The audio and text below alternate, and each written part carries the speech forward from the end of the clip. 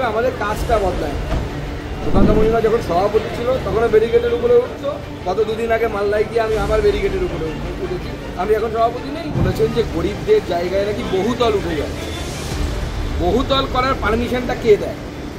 মোদিরা ওখানে বসে ফিরহাদ হাকিম সাহেব দেন। কীভাবে করছেন উনি জানেন। এই ধরনের নোবেল পাওয়ার মতো থিওরি একমাত্র পশ্চিমবঙ্গের মুখ্যমন্ত্রী মমতা বন্দ্যোপাধ্যায় দিতে পারে। অপেক্ষা করুন না, ভোটটা আসতে দিন। বন্দোল না কোদাল নিয়ে ছোড়াছুড়ি দিতে হবে।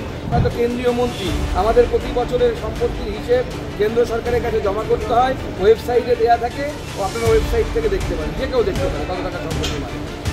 তো আপনাদের রাজ্য সরকারের চালু করা হবে। ঘাস পুঁতলে কী হবে, উনি কেন দিয়েছে সেটা তো বুঝতে হবে।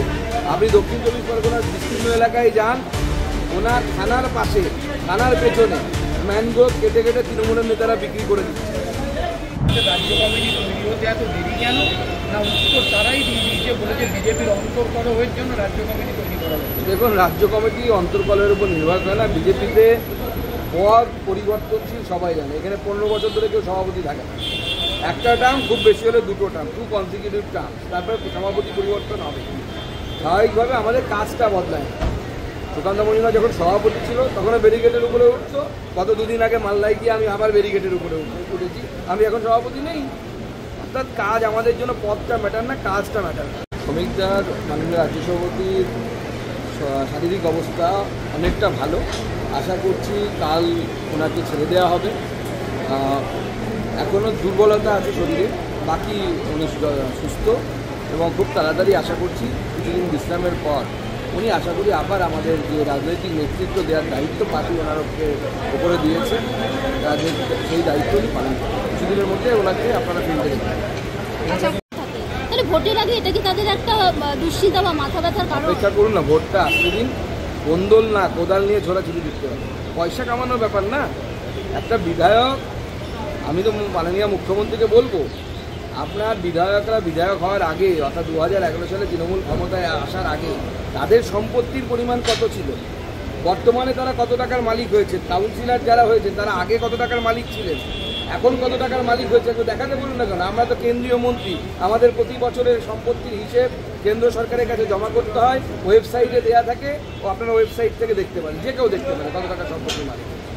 তো আপনাদের রাজ্য সরকারের চালু করা উচিত। এই হলদিয়া ফারাক্কা প্লটে ড্রেজিং নেই গঙ্গায়, বাংলা ও বিহার সাফার করছে। ড্যাম রেখে কি হবে? হয় নদীর ড্রেজিং করো, না হলে ড্যাম ভেঙে দাও। দেখুন, প্রথম কথা হচ্ছে যে উত্তরবঙ্গের দার্জিলিং কীভাবে উত্তর ভারতের জল পৌঁছয় আমাদের তো জানা নেই। উনি নতুন করে পাম্প আবিষ্কার করে থাকতে পারেন যে উত্তরপ্রদেশ থেকে জল আসবে গঙ্গায়, তবে গঙ্গা থেকে পাম্প করে উনি তিস্তায় পাঠিয়ে দেবেন।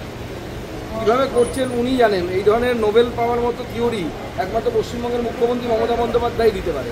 সমস্যাটা হচ্ছে আমরা যখন গোটা দেশে যাই আমরা হাস্যাস্পদ হয়ে উঠি যে আপনাদের মুখ্যমন্ত্রী এরকম পাগলের প্রলাপ করছে। তিনি বলছেন ঘাস পোতার পরামর্শ দিয়েছেন। এই পদ্ধতিতে কি ভাঙন রোধ সম্ভব? দেখুন, ভেটিভার গ্রাস বা ঘাস আপনি মালদাতে পোতা হয়েছে, যদি ঘাস পুঁতলে কী হবে, উনি কেন দিয়েছে সেটা তো বুঝতে হবে। আপনি দক্ষিণ চব্বিশ পরগনার বিস্তীর্ণ এলাকায় যান, ওনার থানার পাশে, থানার পেছনে ম্যানগ্রোভ কেটে কেটে তৃণমূলের নেতারা বিক্রি করে দিচ্ছে। এর আগে মালদা জেলায় নদী ভাঙন, গঙ্গা ভাঙন এলাকায় জেলা পরিষদ থেকে কেন্দ্রের পাঠানো টাকায় ভেটিভার গ্রাস বসানো হয়েছিল। মাননীয় মুখ্যমন্ত্রীকে বলুন যে ওই ঘাসগুলো কোথায় গেল? সাবিত্রী মিত্রর বাড়িতে আর কৃষ্ণেন্দু নারায়ণ চৌধুরীর বাড়ির ক্যাশ বাক্সে পাবেন ওই ঘাসগুলো। সেই জন্য উনি বলেছেন, কারণ উনি জানেন যে 1 কোটি ঘাস বসানোর যদি দায়িত্ব দেওয়া হয়, ওখানে কয়েক হাজার ঘাস বসবে, বাকিটা ঘাস তৃণমূলের ছাগলরা খেয়ে নেবে। হচ্ছে পাহাড় থেকে ভার্চুয়াল মাধ্যমে বিজয় সম্মানিত যোগ দিয়ে কথা বলছে। ভবানীপুরের জনবিন্যাস কি বদলে যাচ্ছে? মুখ্যমন্ত্রীর কেন্দ্রে দলে বহিরাগত কারা, আর কাদের মধ্যেই বহিরাগত এন্ট্রি? নাম না করে বিজেপিকে নিশানা বানিয়ে। দেখুন, প্রথম কথা হচ্ছে উনি বলেছেন যে গরিবদের জায়গায় নাকি বহুতল উঠে যাচ্ছে। বহুতল করার পারমিশনটা কে দেয়? মোদিরা ওখানে বসে ফিরহাদ হাকিম সাহেব দেন। তাহলে মেয়র আপনার, কাউন্সিলর আপনার, হোম মিনিস্টার আপনি, মুখ্যমন্ত্রী আপনি, তাহলে কি ফিরহাদ হাকিম সাহেব আপনার এলাকার জনবিন্যাস পরিবর্তন করার প্ল্যানিং করছেন না কে করছে? সেটা তো আগে পরিষ্কার করে বলুন। এখনও পর্যন্ত কোনো তথ্য পশ্চিমবঙ্গের কোনো সরকারি দপ্তরে নেই যে অন্য রাজ্য থেকে লোক বাড়িঘর বিক্রি করে পশ্চিমবঙ্গে বাড়িঘর কিনছে। ব্যাপারটা উল্টো। আমরা বিগত বেশ কয়েক বছর ধরে ব্রেন ড্রেন দেখতে পাচ্ছি। আমি আমার নিজের অভিজ্ঞতা বলছি, আমার স্কুলে, আমার ক্লাসে এবং আমার আশেপাশের 3-4টি আগে এবং পেছনের ক্লাসে যারা প্রথম দিকের ছাত্র ছিল, তারা কেউ, যারা ইঞ্জিনিয়ারিং করেছে, তারা কেউ এই মুহূর্তে পশ্চিমবঙ্গে নেই, সবাই অন্য রাজ্যে আছে। ব্যাঙ্গালোরে বাঙালির সংখ্যা ভরে গেছে। এমনকি কিছুদিন আগে আমরা দেখেছি সোশ্যাল মিডিয়ায় যে ছেলেটি ইঞ্জিনিয়ার, বাথরুম পরিষ্কার করার জন্য বাইরে থেকে লোক ডেকেছে, কোম্পানি থেকে, এখন বিভিন্ন কোম্পানি আছে জানেন, যে সুইপারের কাজটি করতে এসছে সেও হচ্ছে বাঙালি। কিছুদিন আগে আমি আমার ব্যক্তিগত অভিজ্ঞতা বলছি, আমার স্ত্রী তার মাকে নিয়ে ডাক্তার দেখাতে গেছিলেন বাইরের রাজ্যে, ফল কিনতে গিয়ে দেখেন ফলের দোকানদার বাঙালি। এটা বাস্তবিকতা।